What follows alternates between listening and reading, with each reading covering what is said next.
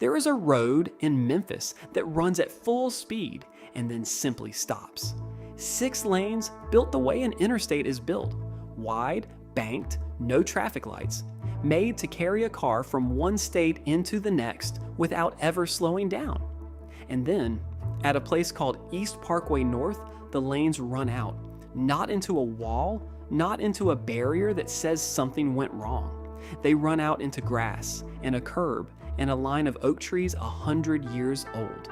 For decades, the green signs hanging over those lanes pointed to Little Rock, Arkansas, a city on the far side of the Mississippi River, across a bridge this road was supposed to reach and never did. The letters stayed up there, promising a destination the pavement could not deliver, until somebody finally took them down in 2016. This was supposed to be Interstate 40. It has no interstate number now. It has a name instead, Sam Cooper Boulevard, the way we give names to things that didn't turn out the way they were planned. A road doesn't stop like this for no reason. Somewhere along its length, this one was refused. It was told, not here. And the strange part, the part worth staying for, is not what this road failed to reach. It's what it took on the way, and what it means that the thing it took has no name at all. Start with what the road wanted. Overton Park sits near the center of Memphis, 342 acres. A genuine old forest inside a city, trees that were already old when the automobile was new. The city bought the land in 1901 and opened it as a park in 1906. In time, it held a zoo, a golf course, and long shaded walks that generations of Memphis families grew up inside. In the late 1950s, highway planners looked at that park and saw something else. They saw the shortest, cleanest line between the eastern suburbs and downtown. 6 lanes of Interstate 40 straight through the trees, taking 26 of the park's 342 acres. And here's the thing to understand about why they chose it, because the whole story turns on it. In that era, a park was the easy route. Think about what a highway usually has to fight through. Houses with owners, businesses with lawyers, land that somebody holds a deed to and will go to court to keep. A park has none of that. A park belongs to everyone, which in practice means it belongs to no one in particular. No single owner standing at the property line. No deed to buy out. No family to evict. The cheapest land to take is the land we all own together, precisely because no one person is standing guard over it. Hold on to that. The very thing that made the park precious, that it belonged to all of Memphis, is exactly what made it the path of least resistance for a road. What we hold in common is often what's easiest to lose. You have to remember how certain all of this felt at the time. The interstate was the great project of the age. I-40 was going to run from the Atlantic almost to the Pacific, and Memphis was its crossing over the Mississippi. When the interstate came for your town, it did not come as a question. It came as a schedule. By 1968, the schedule was firm. That April, the Memphis City Council formally endorsed the route through the park, calling it, in the language of the day, feasible and prudent. The federal government agreed. In September of 1969, the state of Tennessee went further than words. It bought the right-of-way inside the park.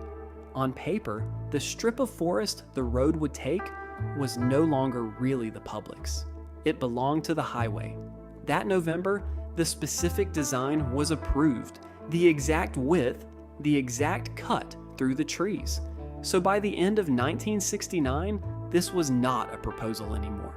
The money was committed, the land inside the park was purchased, the plans were signed. Every month that passed made it more expensive, more embarrassing, more nearly impossible to stop. There was a phrase people used, and it had the ring of common sense. It's too late to tinker. The forest, by every official measure, was already gone. It just didn't know it yet.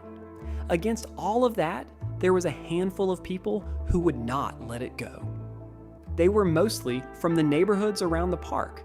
They organized and they gave themselves a plain name: Citizens to Preserve Overton Park. The newspapers had a nickname for them, and it was not kind: little old ladies in tennis shoes. You can hear everything in that phrase. The assumption that these were people to be patted on the head and waited out. Amateurs, sentimental, in the way of progress. They had almost nothing. No budget that mattered against a federal highway. No leverage anyone respected. And they knew what everyone kept telling them: that the money was committed, the plans were signed, the right-of-way inside the park was already bought. By any reasonable reading, they had missed their chance. They filed anyway. What they had was a single sentence in a new federal law, and the stubbornness to hold the whole government to it.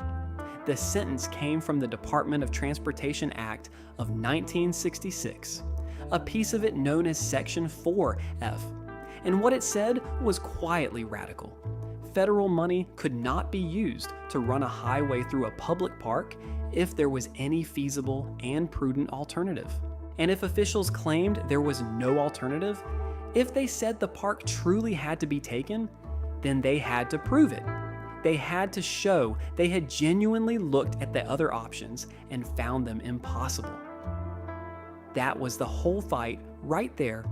Not whether a highway is good, not whether we like cars. The question became, did anyone ever actually prove this park had to die? At first, the answer from the courts was that it didn't matter. In February of 1970, a federal district judge ruled for the government and threw the citizens' case out. The road, it seemed, would go through. They appealed. And as the case climbed, one detail began to matter more than any other. When the government was finally asked to show its reasoning, to lay out how it had weighed the park against every other path, it couldn't point to a real record made at the time. What it offered instead were sworn statements written later for the lawsuit, explanations assembled after the decision to defend a decision already made. That is not a conspiracy.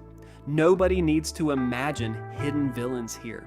It is something more ordinary and, in its way, more unsettling. A government that had decided to take something that belonged to everyone and had simply never been made to justify it. No one had shown their work, no one had been required to, until the case reached the Supreme Court of the United States. Picture what was in that room in January of 1971. On one side, everything the story had built up for more than a decade. The federal government, the state of Tennessee, the money already spent, the design already approved, the deed to a strip of forest the public no longer owned. A case that had already been won twice in the lower courts. On the other side, the people the newspapers still called little old ladies in tennis shoes. 8 justices heard it. One, Justice Douglas, did not take part. And the question in front of them was not whether the highway was good or wise or needed. It was narrower and far more dangerous than that. When the government takes a park, does it ever have to prove it had no other choice? Or can it simply decide and expect the courts to trust the decision? The court looked at that missing record and refused to accept it. Justice Thurgood Marshall wrote the opinion, and its language was not the language of a balancing act. Section 4F, he wrote, was a plain and explicit bar. Protecting parkland was to be of paramount importance. This was not a case where officials could weigh a little green space against a lot of asphalt and call it prudent. The law had drawn a line, and the government had crossed it without ever proving it had the right. So the court sent the case back down with an instruction that changed more than one road. If the government wanted this park, it would have to open its files and demonstrate on the real record that there had truly been no other way. The officials who made the decision could be called to explain themselves under oath. For the first time, the road had to answer for itself. It never could. Through the rest of the 1970s, the highwaymen tried everything to keep the route alive.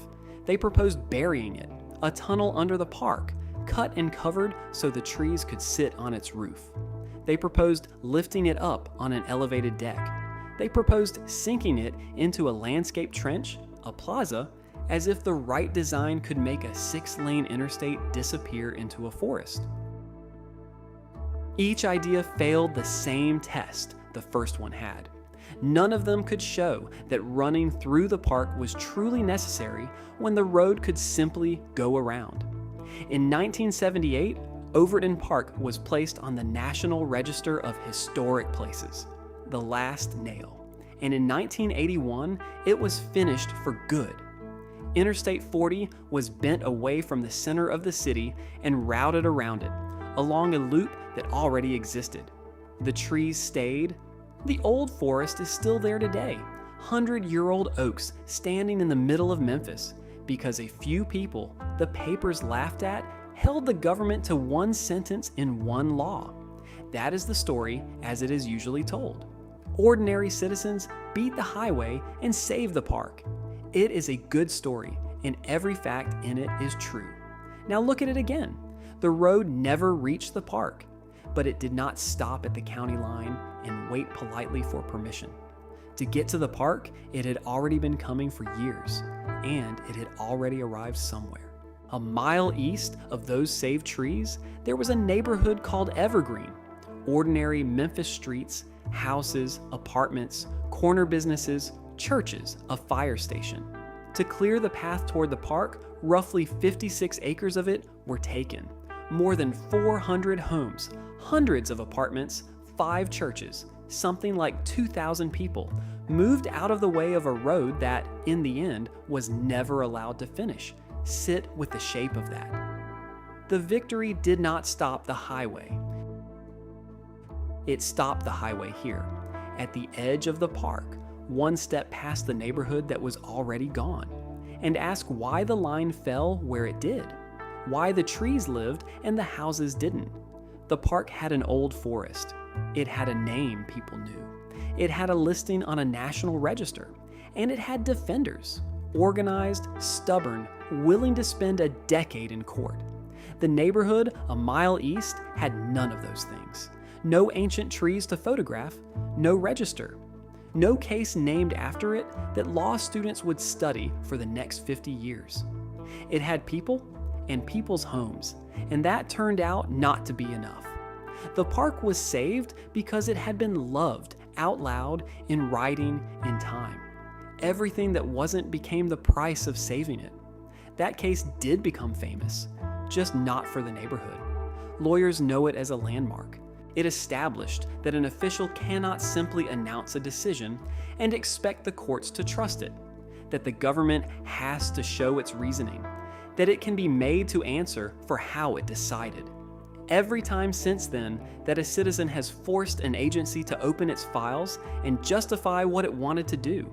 Some of that traces back to a few people in Memphis and a stand of old trees. And the trees are still there. You can walk under them. That is the part that's easy to celebrate, and it deserves to be celebrated. But drive the road and you feel the rest of it.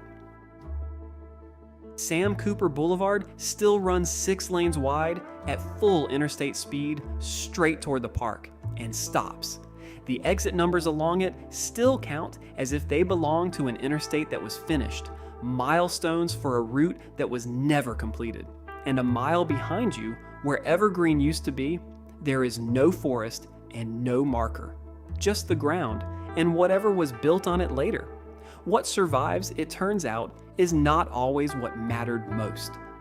It's what we managed to name and record and defend and love loudly enough, early enough, that someone was willing to stand at the property line for it.